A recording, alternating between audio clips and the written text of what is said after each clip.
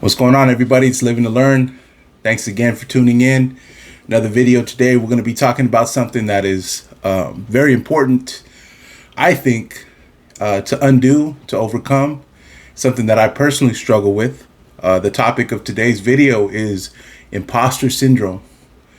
And I'm going to share with you some tips, some strategies to push that out of your life, to get that out of your mindset so that we can get out of our own way, because that's really what it comes down to. That's what imposter syndrome is. It's getting in our own way, stopping ourselves from getting to where we need to get. But before I get started, I just want to thank all of you for watching once again. Really do appreciate all the support, all the love. Thank you for sharing. Thank you for commenting. Thank you for subscribing. If you would like to donate to the channel financially, that's always helpful as well. But just a huge shout out to everybody that's supporting my channel, Living to Learn. Thank you very much. So let's get into this. Imposter syndrome, like I said, it's pretty much us getting in our own way, and I'll elaborate a little bit more. And the purpose of my video today is just to help you, again, coming from my point of view, my perspective of what I think is going to help us overcome this. And I think it's important that we do overcome it. So first and foremost, what is imposter syndrome? You may have heard the term thrown around a little bit, maybe not too familiar with what it means. Again, my simplest answer for that is it's when we get in our own way. But specifically, and this is according to an article that was written in 2021 in the Harvard Business Review, I thought they gave a great definition. They define imposter syndrome as the fear that others will eventually uncover your perceived weaknesses and question your competence the same way that you do. Right? So I've just been getting by. I don't know how I arrived at this place of success or whatever it might be. Someone's going to find me out. Okay. Again, I've talked in other videos about unfounded fears, and this is one of them. It can affect us, right? It can hold us back from advancing.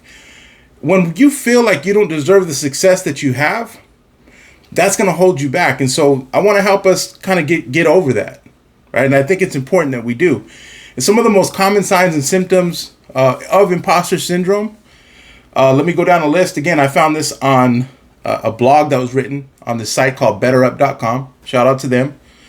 Common characteristics of imposter syndrome: self-doubt, right?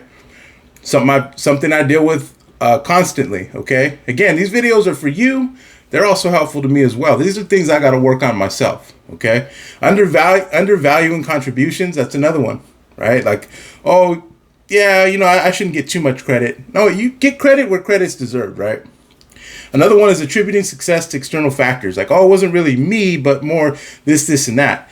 Hey, that can be true. Doesn't mean that you didn't contribute to your own success. Doesn't mean that you didn't do something to get there, okay? Sabotaging self-success, that's probably one of the worst that we can do, right? Why would we sabotage ourselves? Well, sometimes we do it unknowingly. Setting unrealistic expectations. That can look like a number of things, right? Continuous fear of not living up to expectations. That's a terrible one. This anxiety that, I'm not going to be what I should be, or I'm not going to meet these expectations. Where are they coming from, right? Remember, a lot of this is all in here, okay? So I want to help walk us through this so we can get over this. We can get past this. The other one is burnout. That one kind of surprised me, because I thought, why is burnout a symptom or a characteristic of imposter syndrome? But then I thought, well, maybe we purposely burn ourselves out so that we can show ourselves, well, see, this is why I don't deserve X, Y, Z, right? I don't know. Again, this is mind stuff. This is stuff that we've learned either subconsciously or consciously.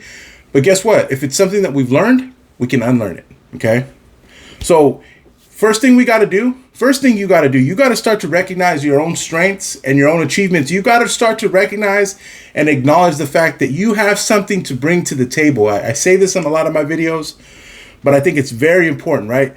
It's okay to reflect on accomplishments, and it's okay to recognize your strengths, okay? If you want Employee of the Month, pat yourself on the back. You earned it. You worked hard. Good job. You don't have to downplay your achievements, okay? Also, your strengths. We all have them, right? Maybe I'll do another video on how to identify your strengths, right? Because I think that's important as well. But it's okay to recognize those things. It's okay to say, hey, I'm good at something. I know I have something to contribute, right? Celebrate things, celebrate accomplishments, celebrate small wins. You know, maybe you've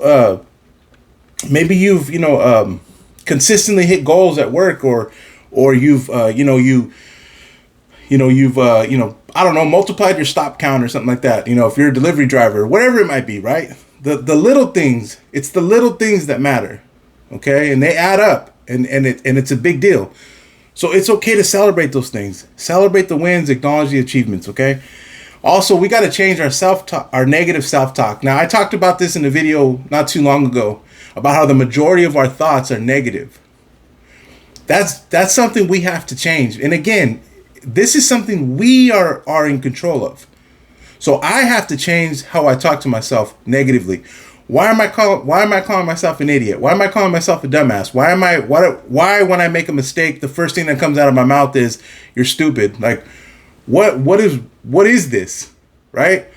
Because that negative self-talk, it's like someone renting a room in your house and not paying rent, but making your life miserable, right? They always play loud music, they're talking all night long, like they're contributing nothing, and they're actually making it worse for you, but you're letting them live there. That's what negative self-talk is. So we've got to change that, okay? It contributes to our imposter syndrome because it tells us that we're not good enough, okay? We have to start combating this negative self-talk with some positive affirmations. I heard a video from a man named Wayne Dyer. I'm sure he's well known. I wasn't too familiar with the man, but I heard a video where he was speaking about something, the I am statements, right? I am successful. I am intelligent. I am creative. You begin to instill that type of positive talk over the negative stuff because your brain's going to have room for one or the other. Okay, it's got capacity for one or the other. We need to make sure that the majority of that room is taken up by stuff that's positive, okay? So change the negative self-talk. That's definitely something we got to do. That's definitely something I got to work on. I got to get better at. The other thing is support, right? Go outside of your circle if you need to.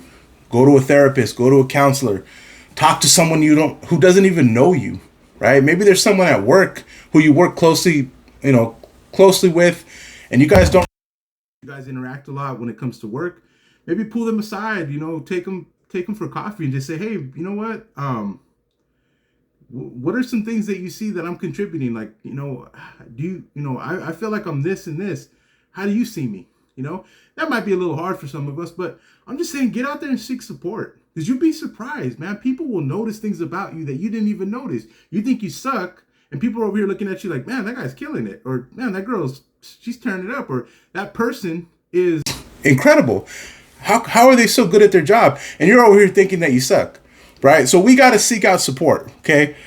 It's beneficial to have a support system no matter what you're trying to do, okay? Whether you're trying to overcome imposter syndrome, or you're just trying to get better at something, or you're trying to undo something and learn something, you're trying to become a different version of yourself. It's so important to have a solid support system. That is one thing in my life that I do have, and I am grateful for it, because I tell you what, life's been hard, but I can't imagine how hard it would have been if I didn't have the support system that I have. So it's important that you seek out support. This is going to help contribute to us getting over our imposter syndrome. Okay. Now, again, just to kind of recap, if we're going to beat imposter syndrome, we've got to learn how to recognize our strengths and achievements. We've got to celebrate the wins.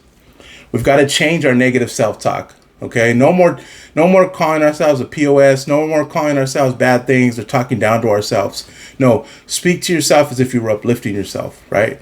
Pretend that you're someone else talking to you. Would you let someone else talk to you like that? I don't think you would. So it's not okay for you to talk to yourself like that either.